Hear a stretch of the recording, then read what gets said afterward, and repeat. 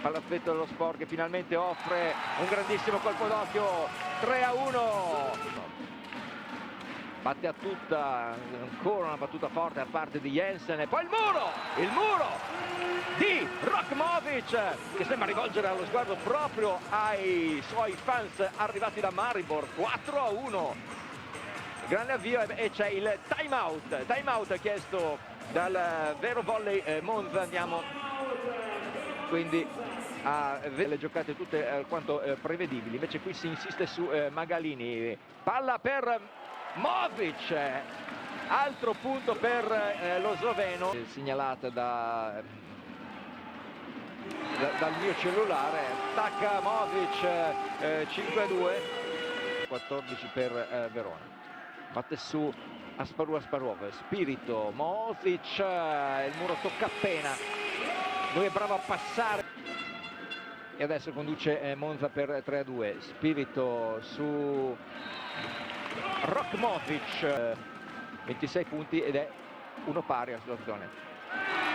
E Rokmovic torna per un pronto ritorno in Superlega. È stata una stagione veramente Calligaro. Asparov, Spirito, a posto 4, Modric,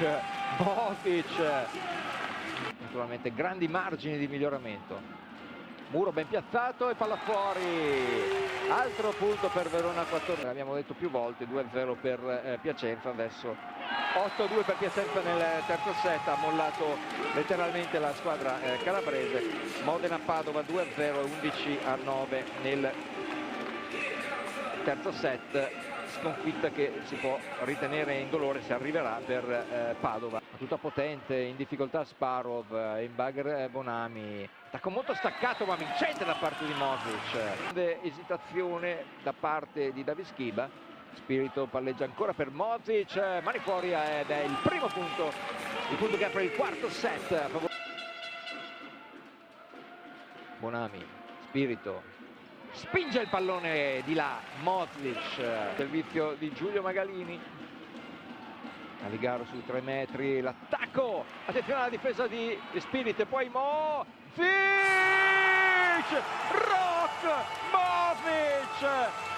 la mette giù proprio lui, il giocatore simbolo di questa stagione.